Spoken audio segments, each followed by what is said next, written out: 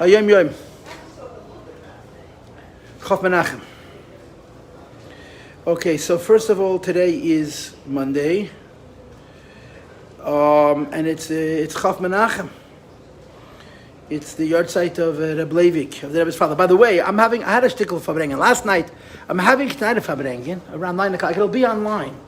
I'm planning. It's in a shul, but I'm going to bring my equipment and see if I can make it show. People be able to watch. And Pashtiba was last night, yeah. Tonight is in Levi's shul. It's a Fabrengen. He's inviting the whole community.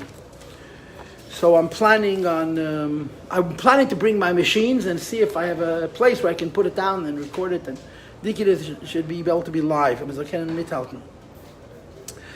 today's the yahrzeit of Rabbi Levi, the Rebbe's father. My son Mendel is in Almaty. You know that. my son, the letzte minute wanna go. Huh? He went now? For 1 day. For 24 sure. 1 day. Yeah. And he won a goydel. They had 3 empty seats, so they offered him to 3 yeshivas, and he won the goydel. Baruch Hashem, he's there. He's already coming back. He'll be back soon. Sometime today. Yeah, they were yesterday by the Tzion. And the way these trips work is they don't sleep. They just fabrengen from the beginning of the trip till the end of the trip. It's one big yesodus. Rabbi Levi, the Rebbe's father. So what should I tell you about Rabbi Levi? Rabbi Levi was a moedendik miyuchas, right? Rabbi Levi was a shnerson, a direct descendant of the Tzemach Tzedek. He was a ben achaben from the oldest of the Tzemach Tzedek's children. The older of the Tzemach Tzedek's children was Ravash, with Rabbi Baruch Sholem. And he had a son, Levi Yitzchok, who had a son, Shneir Zalman, that later, because of a marriage, it became Baruch Shneir Zalman, who had a son, Levi Yitzchok. This is the Rebbe's father, Levi. He was an Adam Godel B'Yoser. The Rebbe's father was a giant of giants. Adam Godel B'Yoser. He was about the same age as the Frierdiker Rebbe. He was a couple of years older than the Frierdiker Rebbe. He mistamet saw the Rebbe Marash as a child, but I can't say for sure whether the Marash was nistal like he was 4. But he was incredibly close, the Rebbe's father, to the Rebbe Rashab. Incredibly close. The most famous expression of this closeness is from the Rebbe Rashab. That the Rebbe Rashab said, as Mashiach v'kumen, when Mashiach comes, v'lachnemen drayin bam hand, I will take 3 people by the hand, and I'll introduce them to Mashiach, and I'll say, Ru'ugi dulim shegidalti, look what I raised. Wer seine gewend the Drayin, who are the 3? So the first is Reb Mendel Chaim, the Nezhin Erov, who was a Goan Olam, a Goan she'en komayu, and Nigla the Teda. And he was a chosed, a knecht of the Rebbe Rashab's. The second was Reb Zalman Shneerson of Lodz, Reb Zalman Lodz, who was a Grace Mekubal. Rabbi Gringlas was Makabal from him. And the third was the Rebbe's father, Rabbi Levi, or Leivik as they called him. The first was great in Nigle, the second was great in Pnimius HaTorah, and the Rebbe's father was great in both, Sayin Nigle and Sayin Nista, Rabbi Leivik. Rabbi Leivik used to come to Lubavitch. And when Rabbi Leivik came to Lubavitch, he was a Mahus, he was Adam Chashuv, he was a David Mesuyim, he wasn't Stam Azay, a visitor. Leivik. So first of all, he was a Korim, he was a Shnes. And second of all, his own Madrege, his own Mahus. And the Rebbe Rashab had a very special relationship with Rabbi Levi. I guess you could say, first of all, he made his shidduch. You know that. The Rebbe Rashab was the shadchan for the Rebbe's parents. And there's an interesting thing that later the Rebbe Rashab made a second shidduch for one of Rabbi Levi's younger brothers, the Rebbe Simchana's younger sisters. 2 brothers married 2 sisters. I forgot the name of the... He was married to the Rebbe Simchana's younger sister. And the Rebbe Rashab made the shidduch. He was involved in the shidduch. And danach hat him gegeben a rabbonis. He got him a job. It was a big rabbonis. It was a big choshev rabbonis. But it was almost an impossible task. Is that the Rebbe's parents got married in Tafresh and Ches Mistame when the Rebbe's father was 20, And the Rebbe wasn't born till 4 years later. The Rebbe was born. And all three of their sons, they had 3 boys. They were all born in Yekaterinoslav. They were all born in what's now called the Dnepr Petrovsk. About 10 years after the Chasana, the Rebbe Rashab gave Rabbi Levi a job, a Rabbanis. He got him a job, he got him a Rabbanis. So for 10 years, he lived by the Shver and Shvige. The Rebbe's and Chana's father was Reb Meir Shleimer, Yanovsky. He was the Nikolaev Erov. He was a big Talmud Chacham. He was a Erov. He was a grandson through marriage of Rabbi Avram David Lavut. Rabbi David Lavut was a Chotet from Tzemach Tzedek. He was an Emes HaGodl. He was a Gana Goinim. He knew the whole Torah. From his Sfarim you could see that he knew Kol HaTorah Kula, Rabbi Avram David Lavut. He made many Sfarim. He made the Shara Koilel. He made the Siddur Torah Eid. He made Teshidin Sfarim, important Sfarim. And when he passed away, he asked that his Mamala Mokum should be his grandson. It was his, I don't know if it was his son's daughter's husband or his daughter's daughter's husband. The Meir Shleimer was not a son of his. His last name was Yanovsky. He was a Levi. And Rabbi Avram David Lavut was not a Levi. His name was Lavut. He was married into the mishpacha. I don't know of him or his parents. He married into the mishpacha of Avram David Lavut. And he left the tzavah. He was the Rav in Nikolaev. So the Rebbe's parents got married, as was the tradition in those days. He didn't get an apartment with furniture and dishes. You moved into the Shver and Shvig and you lived. For them it was 10 years. During those 10 years, Rabbi Levi had no achrayas. He was sitting ala Torah vala Aveda. The only thing he did was sit and learn Torah kol hayom kol halayla. And the Shver and the Shvig gehalten. They supported them. And all the 3 boys were born there. The Brissen were there. You know, the Altoises and the Charetonovs were alle Nikolaever. And they participated by the Rebbe's bris. There were people who knew the Rebbe, who could say, I was by his bris, I was by his bar mitzvah. He grew up in Nikolaev. The Rebbe grew up in Nikolaev, which was a big city, but it was a very Chassidish city. So after 10 years, the Rebbe Rashab got him a job. Now, getting somebody a job is like a Valdika Maila. You give a person Panosla, Bechovid. But as that job, some people say it's the best to be unemployed and living under government assistance. Not that there was government assistance in Russia. It was a very difficult Rabbanis. And of course, the history behind it is that Yekaterinoslav, the Dnepr Petrovsk, always had a Lubavitcherov. Always had a Lubavitcherov. Farvos, because the town, or the big city, but it was outside the Tchum HaMoshav. Jews were not allowed to live in Yekaterinoslav. There was a Yid who was very wealthy, and he was given a passport, permission, because of his businesses and his connections to live in the big city. And he was a good Jew, mamash a good Yid. So he wanted to help Yidden. The Yidden in the Shtetalach were so poor. Life was unbelievably difficult for Yidden in the Shtetalach. So he made fake businesses. He created duds, storefronts, fake business. They didn't exist. And he came to the government and he said, I need to hire employees to run these fake businesses. They didn't exist. He had a lot of money, but he didn't need so many people. And he imported 400 mishpachas of Yidden who were given permission to live in Yekaterinoslav under the pretense of working for him. And this was the seed, this was the foundation of the Kehillah. By the time the Rebbe's father became Rav, there were tens of thousands of Jews in Yekaterinoslav. The descendants of the children and the marrieds in and so on and so forth, of those 400 mishpachas. This Yid was a chassid upon him from the Mittler Rebbe. And he asked the Mittler Rebbe, Shikin him arov. So the Mittler Rebbe sent him al Achsidish Sharov, al Lubavitch Sharov. And that became the tradition that in Yekaterinoslav there was always a Achsidish Sharov. The Rav before Rabbi Levi was himself a personality. His name was Rabbi Ravov. In Lubavitch they called him Beravov Yekaterinoslav. I heard this from Chol Tailabam all of Hashem. His family name was Kozevnikov. He was a big chassid, and he's also a whole sipur. He's a whole story. You ask for stories, mommy. You open the pipe and now it doesn't shut. The Beravov had gestamelt. He was an Eloi. He was very bright. He was very smart. But he stuttered. He stuttered so terribly he couldn't talk. So if you're very smart and you can't stutter, you live inside your own head. So he became a big lamb, a big Talmud Chacham. The story with Rabbi Wolf was that he was once in Lubavitch. And he had a yechidus bam Rebbe, bam Tzemach Tzedek. The Tzemach Tzedek said to him, "Mit was beschäftigst du sich? What's your business? What do you do?"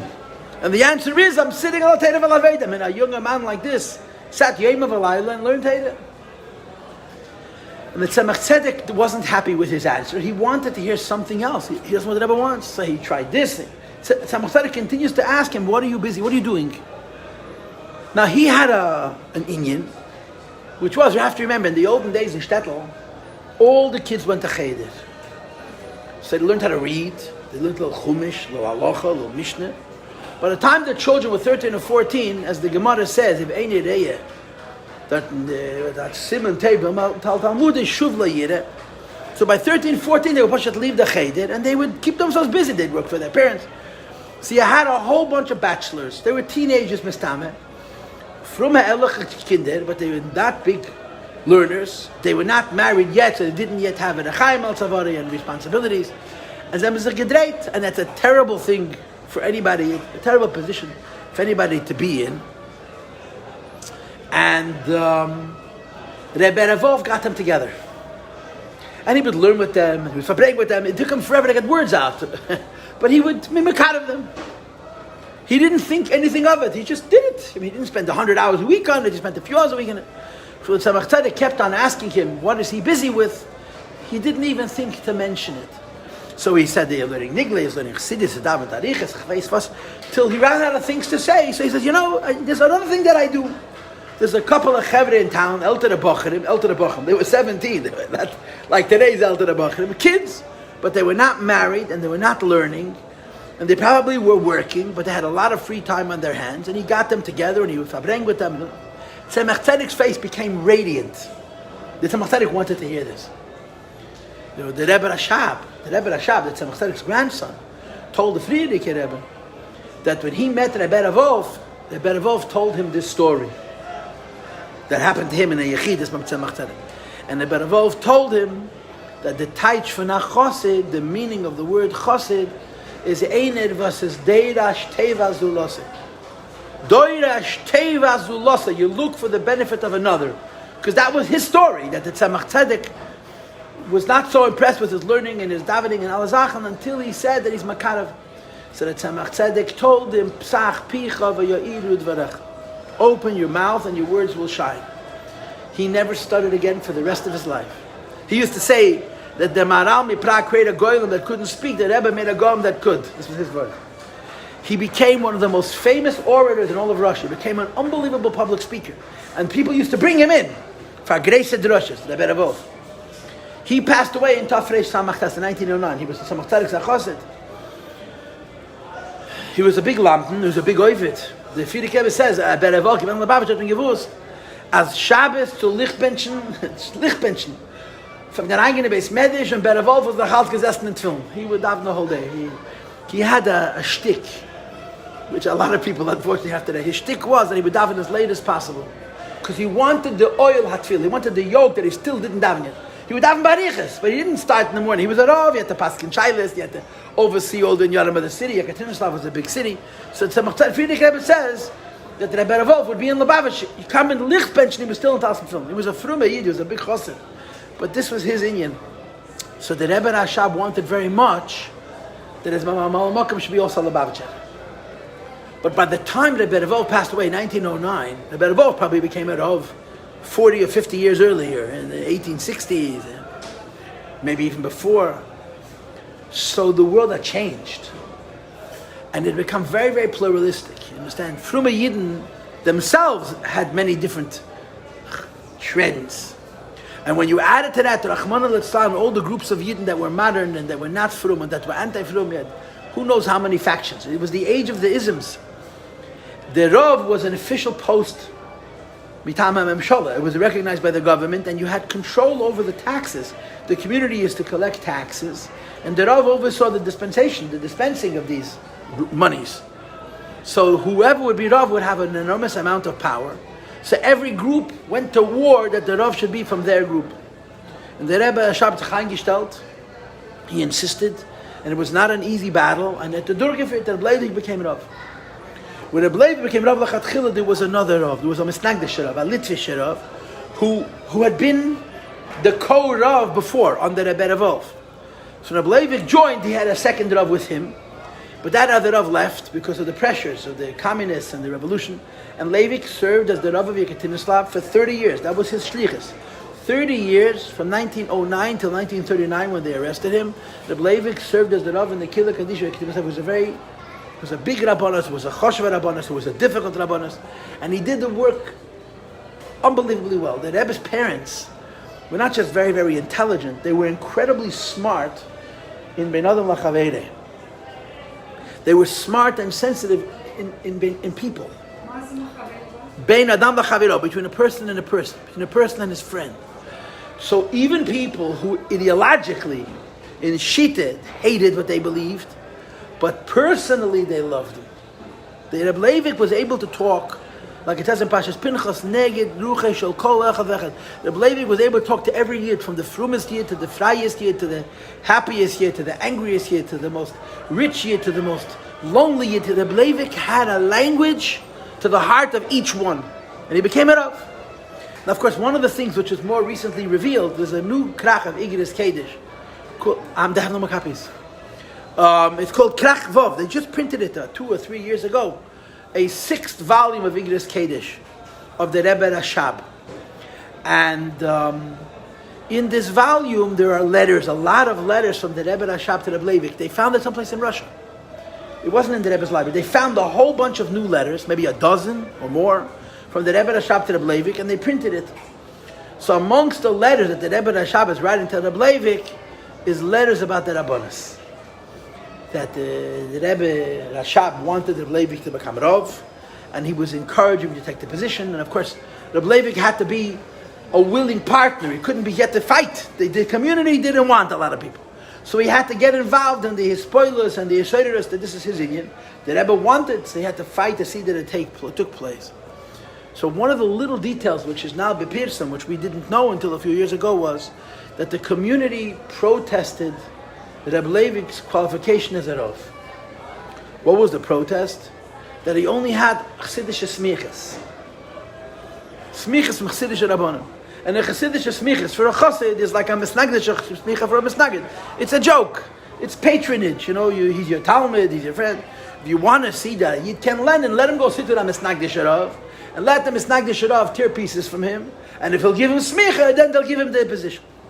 So the Leivik had to go find Litvish Rabbanim to get smicha. Amongst the Rabbanim that the Kehillah insisted was that he get smicha from Reb Chaim Brisker, Reb Chaim Soloveitch, the great Reb Chaim b'Shem HaToyhar, but the Hey Hayidi Reb Chaim. Reb Chaim Brisker was a Litvish Yid, of all the Chassidim Gilad, by the way. Reb Chaim was a Yid Tzaddik. Him and the Rebbe Rashab were like this. They were inseparable. Reb Chaim was the leader of the Misnagdim, the Litvisher. The Rebbe Nishma was the leader of the Chassidim. There's people who describe the Hanhoga Chitzonis. Reb Chaim walked around like a batlan, a schlepper. He was head bent. He wasn't necessarily so clean and neat. He never had a pasi. He wasn't one of those people who walked around with an entourage. And the Rebbe Rashab was like a graf. The Rebbe Rashab looked beautiful physically. And he was always surrounded by an entourage. And they described the two of them coming to an Asifas HaRabbanim. The way Reb Chaim came in and the way the Rebbe Rashab came in. But they were very, very close. They were Pashat friends. They were close friends. There's a letter from the Frierdiker Rebbe to Reb Yashabed, to Reb Chaim's grandson, where he writes, "Thank God I was zoichet to an unbelievable schus that Esre v'chomei shonim, for 25 years, yotzakti mayim al yedei hanitrei tzantere de dava, kvei kedushas admors and v'harav agon Rav Chosid Reb Chaim Brisker." He writes, "I had an incredible schus that for 25 years I poured water on the hands, which means I was the servant of the two great jugs of gold. My father, the Rebbe Rashab, and the Gon Chosid Reb Chaim Brisker. He was a Litvisher, but he was a Chosid. He really was a Chosid. Like it says in Yom Yom, Chosid is a Teir, Yosha nation in my mother Chazal. He was an unbelievable Reb Chaim. Reb Chaim was a Litvak, a Misnagid. And the Rebbe's father gets smicha from Reb Chaim. So there's letters between the Rebbe and the Reb Chaim, the Rebbe Rashab, and the Reb Chaim about this smicha. And the Rebbe Rashab writes to Rebbe Levi, I have to ask Reb Chaim to give you the smicha. I have to ask Reb Chaim that, if you will, it should be nice to you when he gives you the smicha. He says, but I can't just write Azoy. I can't write to Reb Chaim Brisker, Stam Azoy, please give him smicha. I need to have another sad, something else that I'm writing about. And then I can include this in the letter. In the meantime, I haven't found such a sad, so I haven't written to him. He says, but go. He'll give you smicha. Mepnei shehu yerei shamayim be'emes. The Rebbe Rashab writes, go to Reb Chaim, he's takam misnagid, but he'll give you the smicha because he's truly a God-fearing man. Mepnei shehu yerei shamayim be'emes. So Reb Levi went to Brisk, and the Reb Chaim at them gematat. 3 days was the fair. 3 days. What was the faher? Reb Chaim had a bezdin, and Reb Levi sat in the bezdin. Every shaila that came in, Reb Levi had to answer. That was the faher. Brisk was a big city. Reb Chaim was the Rav, he was the Rosh Yeshiva. And the Reb Levi had to pass on the shailas, and then of course they would talk about the Piskei Dinim. The Rebbe said once, the Rebbe said 2 stories about his visiting Reb Chaim.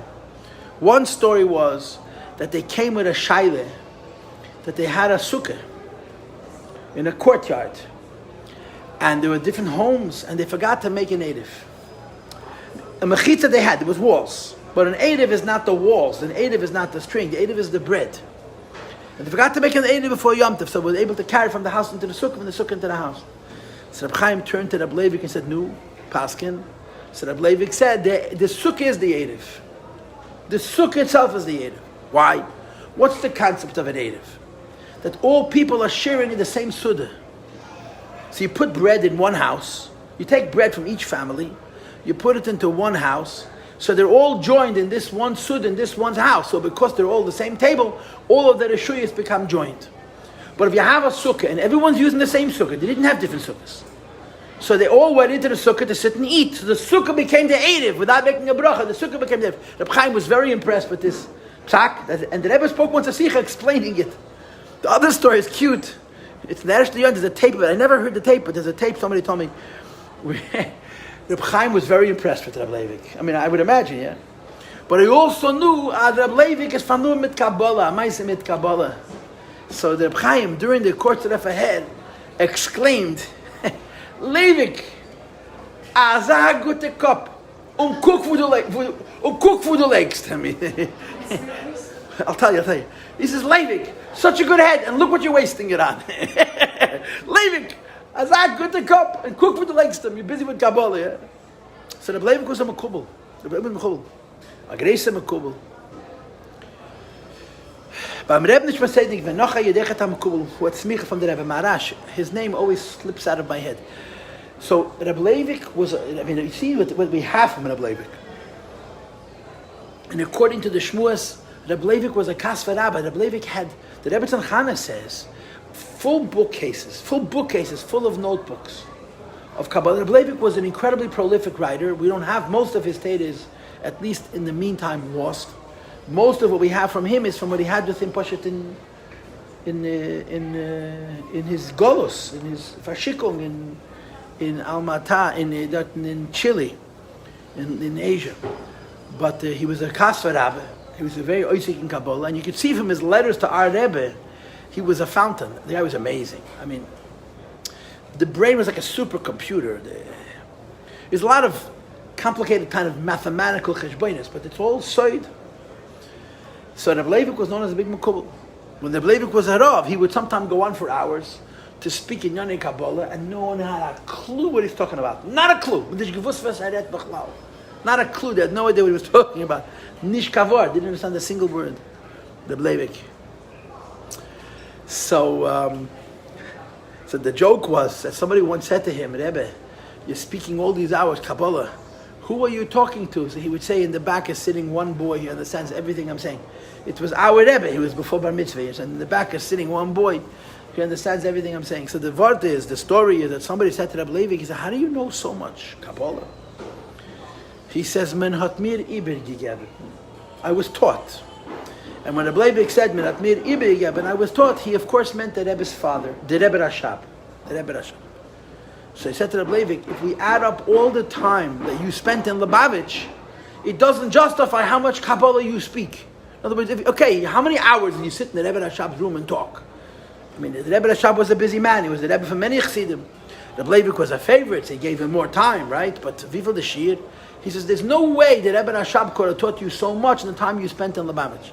So the Rabbi Levi responded, Klolim. I was taught rules, principles about how Kabbalah should be learned. So in other words, it wasn't like he's heard every single word from the Rebbe Nashma from the Rebbe Rashab, but didn't give him klop. Derech Agav, there's a story, which is a hakdama to this Maaseh. The Rebbe Rashab used to say about himself, the Rebbe Rashab, the Frierdiker Rebbe's father, used to say about himself, Ich hab a yad in Kabbalah. I have a yad, I have a hand in Chochmas HaKabbalah. And what was the pshat that he had a yad in Chochmas HaKabbalah? So Eichet HaMaaseh, Eichet HaNinyan. The pshat is as follows. When the Rebbe Rashab was a little boy, so he went into the Zayde, he went into the Tzemach Tzedek. Tzemach Tzedek was elderly at this point, or old at this point. And they lived in the same house. The Rebbe Marash and the Tzemach Tzedek lived in the same house. There was just a door, so the kids used to run through the apartment. Tzemach Tzedek was already, at that point in Alman, the Rebbe Tzemach Chaim Mushka had passed away. So he was alone, and the Rebbe Tzemach and the Rebbe Marash were looking after him. So the children were hanging around. One day, the Rebbe Rashab was in the room of the Tzemach Tzedek. Tzemach Tzedek picked up the little boy, and he put him on his lap. And he took his little henteleh, and he began to brush it through his own beard. Like to say, he had to brush the Rebbe Rashab's little hand through the Tzemach Tzedek's beard. And then the Tzemach Tzedek spoke to this boy. He couldn't have been more than 4.5, 5.5. He said to him, Tzeberisht, dachtzach tzeberisht, which means did you brush it? Did you brush it good? You know, why do you brush a beard? To separate you. Of course, you want it to look neat, but you also want to separate. It shouldn't become entangled, because if it becomes entangled, it can become not good. Did you separate out all the hairs? I think so. Nadir ayad in Kabbalah. The Tzemach Tzedek said to the little boy, he ran the little boy's hand through his beard. I'm giving you a hand in Kabbalah. So as a Rebbe, it says in Teres Sholem, the Rebbe Rashav used to say, he doesn't say the story, it just says the quote, Ich hab ayad in Kabbalah. In other words, I'm putting together two stories. In Teres Sholem it says the Rebbe Rashab used to say Ich hab, and he taught the Rebbe's father of Levi, Kabbalah, was a big Mekubal. And he was a Rav, and he was a leader of an Eidah. They had interviews with different people who knew the Rebbe's parents. One of them was a woman who describes what used to happen. She was a girl. She says all the women who were involved with the Kehillah, you have to understand, you're talking after the revolution, people were very afraid, a lot of people were very distanced, but there was still a haba, a chevre, a chabura. Their meeting place was in the kitchen of the Rebbe Tzimchana. The Rebbe's mother's kitchen, that was their office. And they would sit and they would fabreng and they would schmooze. And she describes how any time an issue came up, like a girl had to get married, it came up in that kitchen. They would have meetings and they would decide how they were going to deal with it, and they would divide the jobs. This is how it operated under those very difficult conditions. And this is the story of the Rebbe's parents. The Rebbe's parents served the Jewish people. The Rebbe's father was a Rav. The Rebbe Tzimchana was a Rebbetzin. For 30 years, she served the Jewish people. They served the Jewish people, Mamashut Mesiris Nefesh. And of course, right before Pesach in 1939, he was arrested. And in Das Tachten, in Poshet and Seichel, the Rebbe's father was arrested right before Pesach because he fought with the government about matzah. That was his big thing. Every year he fought with the government about matzah. Every year was a new fight. Because he wanted matzah, wheat that wasn't bleached. So that was hard to get. And then one time they got him finally, wheat that wasn't bleached, and it got wet from rain. So he needed more. And the government got very, very angry. The Rebbe said he went all the way till Kalinin. Kalinin was the president of Russia. To speak to him that he has to see that the government should provide kosher matzah. And Kalinin wrote an order that the matzah has to be kosher according to the standards and the hechsher of the Harav Shneir's son and his mashgichim. They were not happy about it. And they told him that he's going to pay for it. Tess Nisni was arrested. And the Rebbe Tzimchana describes how she ran around from place to place. They wouldn't tell her where he was. She wanted to push a drop of atlachafund matzah. He shouldn't starve. So she brought her to the prison. They wouldn't let her see him, but apparently they gave him the matzah. He spent about 5 or 6 months in jail, and they tortured him. They beat him makas retzach, like only the Russians know how. They beat him. The story, of course, is that when the Rebbe, our Rebbe, saw the picture of his father that the Rebbetzin brought, the Rebbe asked, or whoever brought it, who is this? This is the Tate. The Rebbe wrote on the back, my father, question mark. The Rebbe did not believe that his father looked like that. In 1991, when they found the original picture, you look at the two pictures, you understand why the Rebbe didn't recognize his own father. He had aged in those 5 years indescribably. He became an old, frail man, to the extent that you couldn't see the similarity between the first picture and the second picture. The Rebbe's father. They tortured him. And there's a Reshima, which is printed, and the Rebbe has a Sikh on it, which begins with the words, Ani Levi Yitzchok ben Zelde. That's how it starts. Ani Levi Yitzchok ben Zelde. The Rebbe's father wrote. It's a whole explanation of Kabbalah. Levi is a name of Gvura, and Yitzchok is a name of Gvura. And maybe Zelde is also a name of Gvura, I don't remember. And he says, I was in 6 prisons. He was in 5 prisons, but one of the prisons he was twice. They took him from here to someplace else and they brought him back. And he explains every detail of his incarceration al pi Kabbalah. So the Rebbe has a sikha where the Rebbe talks about this Rishima Ni Levi Yitzchok ben Zelde. It's printed in the Akdama of the Biyurim, the Kut Levi Yitzchok and Tanya, which is a little booklet. When they arrested him, he was 60 or 61. He was born in Sivan. I think his birthday is in Sivan. This was before Pesach. He was 61, Mr. He was born Lamed Ches. He was born in 1838, in 1878, and he passed away in 1904. So he was 66. He was around 60 or 61. A kid said, after the trial, the mock trial, you know how it was, the whole thing was a joke. Everything was determined before, and yeah, the lawyer Rahim, as a joke. He was punished for 5 years of exile. But they said that the exile is retroactive from the time they arrested him. So he was arrested right before Pesach, so the 5 years would end also before Pesach in 1944, Shnas Tadash, Tov Shin Dalet. But this was in the middle of the Second World War. I mean, at this point, the tide of war had turned in the favor of the Russians, right? 1944 was not 1942. So the Russians were already pushing the Germans out of Russia. Maybe they were already not in Russia at all. But there was a law that said that as long as the war goes on, no one's allowed to move. So when Ableivik's sentence ended, legally he was not allowed to move. But he was so isolated and so alone. The Chassidim in Alma-Ata, which was the nearest Kehillah that had a Jewish community and a cemetery, was hundreds of miles away, were Mesa Nefesh. They bribed and they forged and they drei dahin and drei daher. They got the Ableivik out. And Ableivik came to Alma-Ata before Pesach. And when he came, he was very ill. He had already the machla. The machla that would take his life, he already had. The 5 years of torture had Pashat exhausted his guf. The Rebbe's father was a gibur. He was physically an incredibly strong man. And 5 years later, he was a broken man. Broken. And he came to Alma-Ata, and they brought a doctor, and the doctor examined him, and the doctor put him immediately on a liquid diet. The doctor understood that he can't help him, but at least he should prolong his life and limit his suffering. And Ableivik was going to eat matzeh, and morid, and karpas, and chareses, and chazeres, and dalad koises, and matzeh. And the doctor says to Leivik, not for you, not this year, you can't. And Leivik said, this isn't food. This is not food. This is mitzvahs. And he spent 5 months until he passed away. And there were Yidden that we knew. Reb David Raskin remembered Reb Leivik. Leibler Raskin Allah remembered Reb Leivik. The older brothers remembered Reb Leivik. At one point, the Leivik used to come to shul and make drashas. And if Reb Leivik wasn't afraid of the Soviets in Yekaterinslav, in peacetime, he certainly was not afraid of the Soviets. He was on his deathbed. He spoke Feierdik. So I think Reb David Raskin related. He was a kid. How old could he have been? A mitzvah age. Reb Leivik made a drasha to the children. Shvuas. And the teichen of his drasha was what his son, our Rebbe, Zal Gezun Zayin, would say 100 times. That the union of Shvuah says, B'neinu erevim ba'adeinu. B'neinu erevim ba'adeinu. Our children are our guarantors. And how the Eibishter wouldn't give Yidden the Torah until they gave him the guarantor, the Yiddish Kinelach. So Reb Leivik spoke to the children. And he said to them, you are the future of the Jewish people. And he didn't pressure them, but he encouraged them to appreciate this chus, that they have to understand that they're the future, and that they have to be strong in the Yiddishkeit and successful in their learning. So should be nochador. That's what the Rabbi Levi spoke to the children. And he passed away, Chof Menachem. Chof Menachem, today's his yard site. This year is, what is it now? 76th yard site, and since Rabbi Levi passed away.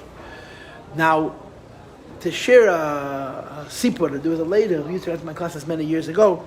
Her name was Mrs. Itkin, Allah Shalom. Mrs. Itkin, she used to come here. Itkin.